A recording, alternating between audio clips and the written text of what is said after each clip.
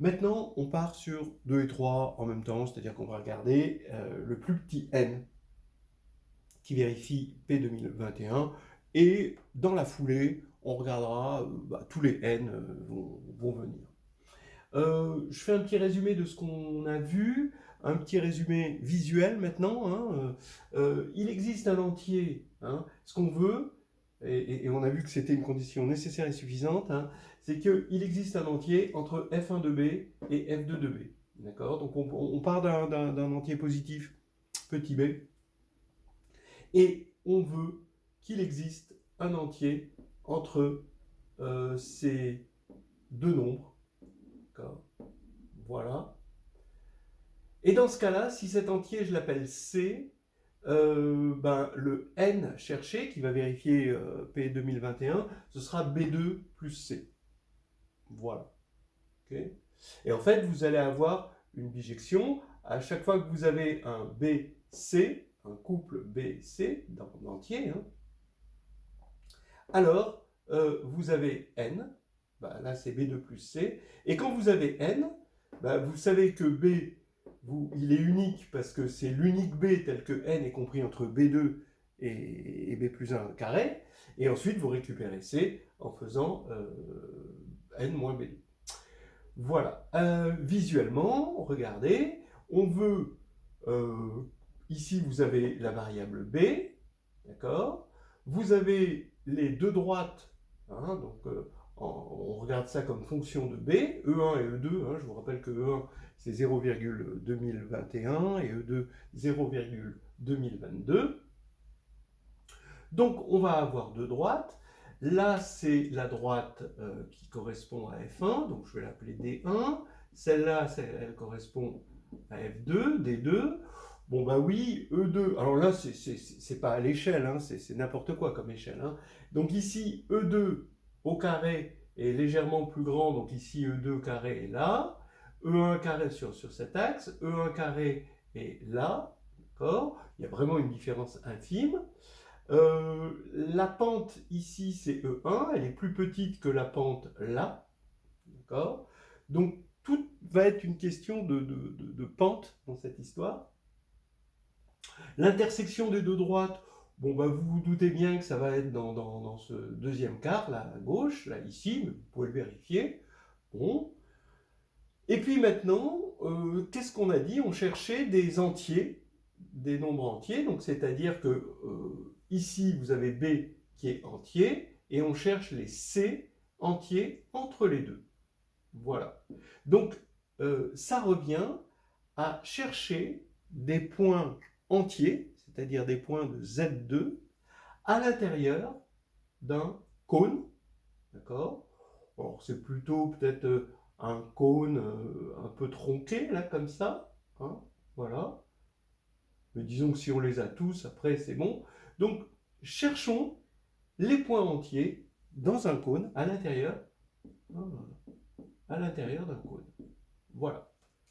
Et quand on aura réussi à paramétrer, à trouver une machine à fournir tous ces points facilement, on aura résolu le problème. Et il faut trouver, donc ça c'est le 3, et le petit 2, il faut trouver le premier point qui va arriver quand cette toute petite ouverture va permettre un point entier ici.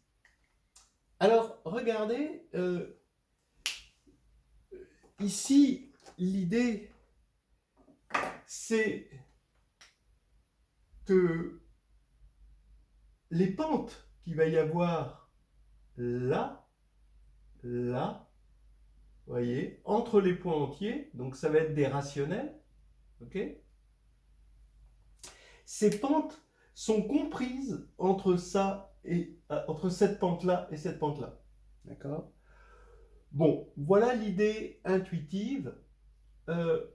Il y a évidemment, du point de vue entier, donc là ce qu'on est en train de faire, maintenant on va partir sur une théorie, ça va être les approximations diophantiennes.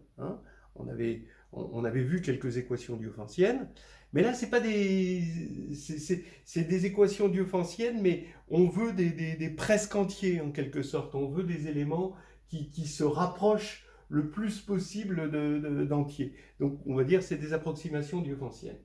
Et dans ces histoires-là, on veut finalement approcher les pentes par des rationnels.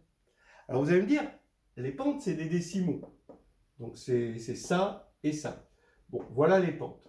D'accord. Mais c'est des décimaux avec des énormes fractions. Donc la périodicité entière de ces droites va être de, vous voyez, 5000. Hein, d'accord.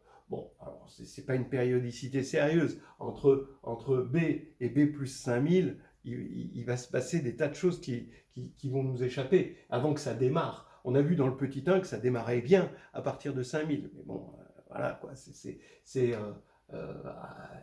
Il faut quand même savoir ce qui se passe avant 5000. Il va y avoir d'autres éléments qui vont marcher. Alors, l'idée, hein, pour l'approximation, même l'approximation d'un rationnel, par un rationnel, mais un rationnel plus facile à utiliser, plus léger, l'idée est dans les fractions continues. Hein. On va utiliser les fractions continues pour approximer les pentes. Alors, des fractions continues, on a déjà vu, pour ceux qui suivent les vidéos, donc c'était les vidéos, je crois, 9, 10, 11 de exercices en arithmétique, hein, où on regardait des équations de Pell-Fermat, hein, et on voyait que les fractions continues nous permettaient de donner des solutions avec le problème de Hastings, nous permettait de trouver des solutions à certaines équations de Pell-Fermat. Donc ça, c'était assez joli. Et ben là, on va voir les fractions continues, non pas pour donner des solutions, mais pour donner des approximations, donc dans cet esprit des approximations diophantiennes. Alors, je rappelle rapidement, hein, on prend un x qu'on veut approcher par des fractions, un réel a priori, et on regarde, on pose x0 égale x, on regarde sa partie entière par défaut, hein, A0 qui est un entier. Ben, si A0 est égal à x0, ben, c'est que x est entier, et end of the story, on s'arrête là. Et maintenant, sinon, ben, c'est que x0 moins A0, donc ici, on va l'appeler A0 quand même, autant lui donner, on lui a donné un nom, autant le faire vivre. Voilà. Ben, 1 sur x0 moins A0 va devenir, donc on fait, si vous voulez, ce truc-là qui est tout petit, hein, parce qu'il est compris entre 0 et 1, ben on va l'inverser pour le grossir, et on va l'appeler x1, comme il est non nul, hein, on a le droit de l'inverser, et ici, x1, on va regarder sa partie entière. Et maintenant, on reboucle ça jusqu'à ce que ce soit terminé. Si c'est un réel, ce ne sera jamais terminé. Si c'est un rationnel, à un moment, ça va se terminer. C'est quelque chose qui est très facile à faire, qu'on tape avec des plus et des inverses, des moins, tac, tac, tac, tout de suite. Ça va extrêmement vite. Hein, pour 0,4042, eh ben, d'abord vous prenez la partie entière, ça va faire 0. Ensuite, donc, vous allez inverser 0,4042, vous allez avoir 2, quelque chose. D'accord?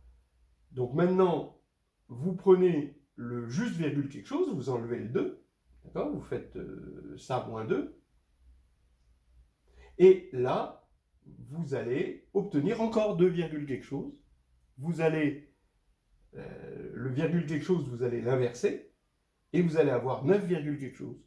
Ce virgule quelque chose, vous allez l'inverser, vous allez avoir 8, quelque chose, etc. Et là, vous allez tomber sur 13, et là, c'est fini, parce que vous allez vraiment tomber sur pile 13.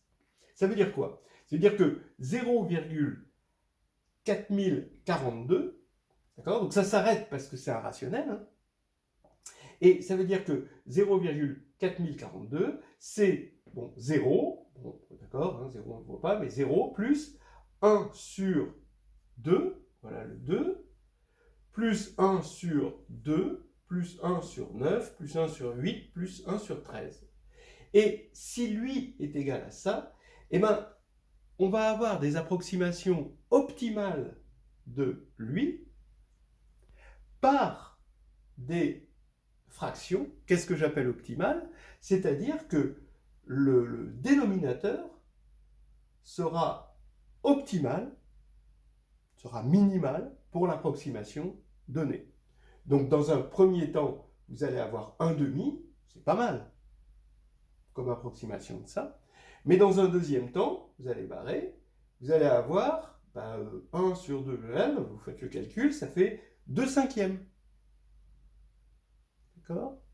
2/5, c'est mieux.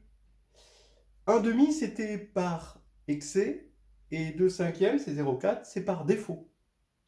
Et ensuite, là, vous allez avoir 19/47, qui va être une approximation par excès, et etc., etc.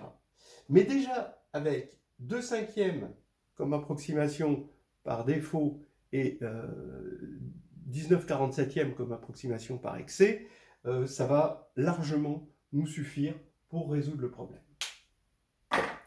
Ok, maintenant on va faire pareil pour 0,4044, qui est la deuxième pente. Comme ça, on va avoir, vous voyez, des petites pentes intermédiaires qui vont nous permettre de naviguer dans ces eaux-là. Vous voyez, on fait de la navigation à vue là-dedans. Pour l'instant, ça a l'air un peu approximatif, approximatif diophancien, mais approximatif quand même. Et ne vous inquiétez pas, à un moment, les sciences exactes, les sciences formelles vont reprendre leur droit.